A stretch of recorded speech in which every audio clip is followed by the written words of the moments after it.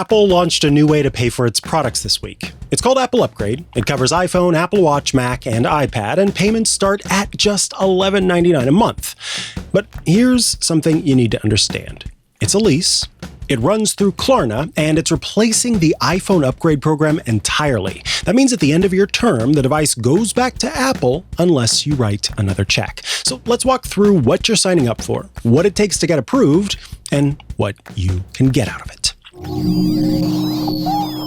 Podcasts you love. From people you trust. This is TWiT.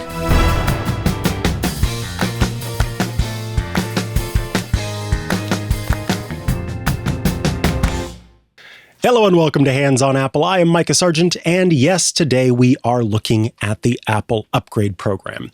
First and foremost, it's important to understand that Apple Upgrade, as it's called now, is a device lease. And this lease is provided by Klarna, Inc. That means it's not a loan and it's not an installment purchase, okay? That's something that's important to understand because Klarna traditionally has done loans that are sort of installment purchases. So at the end of it, you then get whatever it is that you're paying for. So this isn't that way. Another thing to be aware of, it's available in the US only and also doesn't seem to include US territories. It's available online in the Apple Store and at Apple Store locations. And at the end of the term, this is the big thing, you return the device. You do not own it unless at the end you decide to pay a separate purchase option fee. Now, let's kind of dig into this because there are many terms and many understandings about the prices. For the iPhone and the Apple Watch, there are 12 or 24-month terms. For the iPad and the Mac, there are 24 or 36-month terms. And the monthly prices start like this. For the iPhone, $17.99, Apple Watch, $11.99, iPad, $11.99, and as you might imagine, for the Mac, $24.99. So Apple does provide an example in its online sort of rundown of how this works. So you can actually, here we are on iPadOS, if you're watching, see the new apple.com/shop/Apple-upgrade page. On here, you can see an Apple Watch, and it talks a little bit about the upgrade program, the monthly payments, the option to upgrade, etc., etc. For Apple's own example, an iPhone 17 Pro at 256 gigabytes would be $1,000.99, so $1,099, and that runs $31.99 a month on a 24-month lease or $45.99 a month on a 12-month lease. Of course, this is all before tax. If you live in Oregon like I do, no tax. So what is eligible? What devices can I actually get from Apple? Well, every current iPhone, every MacBook Air, the MacBook Pro, the iMac, the Mac Studio, the iPad Pro, the iPad Air, the iPad Mini, the Apple Watch Series 11, and the Apple Watch Ultra, all available and eligible for Apple Upgrade. Here's what's not eligible. The iPhone 16 and 16 Plus, the budget Apple Watch, the Apple Watch SE, the MacBook Neo, the Mac Mini, the A16 iPad, the Studio Display, and of course, anything that you buy refurbished. This also excludes the Employee Purchase Plan, the Apple at Work Plan, as well as government, education, veterans, and military plans or stores. Those do not have this functionality. Now, when it comes to how you can join this plan and what you need to do, again, this is provided through Klarna. Apple asks you for your legal name. It asks you for your date of birth, your phone number, your email, your billing address, your social security number, or your ITIN. You have to be 18 years or older. It depends, though, if the legal age in your state is younger or older, then that will make a difference. Of course, be a U.S. resident and, of course, have an Apple account in good standing, Apple says, also able to receive verification codes by text. If you're curious how this plays out with Klarna and your credit, it's a soft credit check, so it should not ding your credit score. This episode of Hands on Apple is brought to you by ThreatLocker. Threat actors are using AI to automate vulnerability discovery, modify scripts during an attack, generate new malware variants, and coordinate activity across multiple systems. Tasks that once took hours or days can actually now happen in minutes. At the same time, organizations are introducing AI assistants and agents that can access documents and source code, cloud applications, APIs, and internal systems. That can get pretty scary pretty quick. Security teams need to know which AI tools are in use, what information they can access, and whether they are operating outside their intended scope. A successful login or unfamiliar file hash does not provide enough context. Teams also need to understand whether an application is behaving normally, accessing unexpected data, or communicating with systems it should not reach. ThreatLocker uses application allow listing to control which AI tools and other applications are permitted to run, uses ring fencing to limit what approved applications can access, which processes they can launch, and how they communicate, uses web content control to manage access to public AI platforms and other online services, uses privileged access management to prevent AI applications and their users from receiving unnecessary administrative privileges, applies zero trust network access and zero trust cloud access policies, which will restrict resources to authorized users, approved devices, and permitted applications. And it all does that while supporting Windows and Mac and Linux environments and providing 24/7 US-based support. Sounds like wins all around. Trusted by organizations including JetBlue, Heathrow Airport, the Indianapolis Colts, and the Port of Vancouver. In fact, Jack Thompson, the Director of Information Security Risk and Compliance for the Indianapolis Colts, said, "With ThreatLocker, we have the ability to centralize disparate elements in the security stack." ThreatLocker has also recently received the following industry recognition. It was recognized as a strong performer in the January 2026 Gartner Peer Insights Voice of the Customer for Endpoint Protection Platforms, ranked number 1 in application control by PeerSpot, and winner of Best Zero Trust Security Solutions at the 2025 TICE Awards.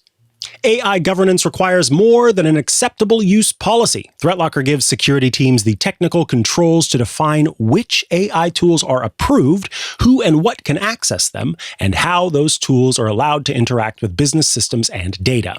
Visit threatlocker.com/twit to get a free 30-day trial and learn more about how ThreatLocker can help mitigate unknown threats and ensure compliance. That's threatlocker.com/twit. Here's the thing. And sometimes I guess people can get a little tripped up in this. Klarna, in doing this, does not accept prepaid cards. Klarna also doesn't accept American Express or Union Pay, doesn't accept cards issued by Chase or Capital One. Apple Pay and PayPal, not accepted for Apple Upgrade at all.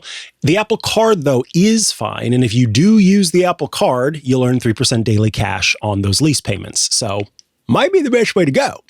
2 more conditions. Leasing an iPhone requires activating on AT&T, T-Mobile, or Verizon, so no prepaid plans. You've got to activate it if you do an iPhone. And the phone itself does stay unlocked, so no worries there. No down payments are allowed. This is a full-on purchase plan, or rather lease plan. That's very important. I said purchase plan. It is not for purchasing. Trading in a device at enrollment is the only way that you can lower your monthly payment. So you can do it, but you have to do a trade-in, and that credit applies only to your initial term. Ordering for in-store pickup means that you are left with 7 days to collect it. If you don't get it within 7 days, the lease is canceled. So I just want you to understand kind of the terms and conditions here, the gotchas and everything that's involved. When it comes to the lease, everything, billing schedule, remaining payments, support chat, this is all going to happen in the Klarna app or the Klarna service. This is not an Apple Store app. Klarna will collect the lease payment fully. Apple separately bills for Apple Care and any unfinanced accessories, so Apple will take care of those. Apple very much is saying, Klarna, you handle this. And Apple Care is not optional because it's not included in the lease. You have 60 days after enrolling to add it, or you can fold the device into if you have an Apple Care One plan. The device has to come back in good working condition. So if you don't have coverage and you have damage, well, then Klarna requires a one-time damage fee. Of course, you can also repair the device before you return it, and then you don't have to pay that fee. Particularly helpful if you have Apple Care. If the device is lost or stolen, as long as you have AppleCare Plus with theft and loss, then you can use that process. But if you do not have AppleCare Plus with theft and loss, you're on the hook. You have to pay the early termination fee, or you can do the purchase option fee, and then payments will keep running until you do one or the other. If you change your mind, are you able to cancel your plan? Yes. 14 days from receiving the device, you can return it and cancel cleanly. After that, exiting early is going to cost an early termination fee equal to every remaining payment on the term plus tax. That said, any accessories that you financed through Klarna are yours to keep. So if you end up not being able to pay it, it seems like they're not requiring you to send back the accessories that you financed that way. So here's how upgrading works, because remember that this is called Apple Upgrade. It's not about Apple Lease, it's about Apple Upgrade. You become eligible for a no-fee upgrade once you've made every monthly payment on your term. So that means 24 payments on a 24-month lease, 12 payments on a 12-month lease. Apple notifies you when you're eligible. You can opt out of this notification if you don't want it. You close the old lease, you apply for a new one, you transfer your data, and then you return the old device using a prepaid kit that gets sent to you, or you can also drop it off at an Apple store. It needs to be returned within 14 days of your new device arriving. If it does not, well, you'll be paying for 2 leases at once. You can upgrade early.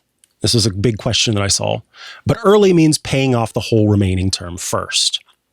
And when it comes to the end of term decision, when you have reached the end of your term and it comes time to do the upgrade, you do have 3 options. You can upgrade and return the device that you have. You can leave the lease or the Apple Upgrade program and return the device that you have, no longer continuing on with the lease. Or there is a third option, which is that you can buy the device outright. Klarna has a purchase option fee that will be there at the end. Cool thing is you do get 6 months to decide. So at the end of the term, during those 6 months, you do keep paying monthly. If a trade-in credit was applied at enrollment, your payment goes up, okay, during that window, because the credit only covered the initial term. So again, if that term continues on, that credit is no longer there, and so your payment is going to go up. If you do nothing for 6 months and Klarna automatically charges you, if you do nothing for 6 months, then Klarna will automatically charge you the purchase option fee. Because remember that you either upgrade and return the device that you have, or leave the program and return the device that you have. That third option of buying the device means that some way you're going to have to buy it, or else Klarna will charge you. You're going to own it, whether or not that was the plan. The iPhone Upgrade program and iPhone payments, those are both ending in the US.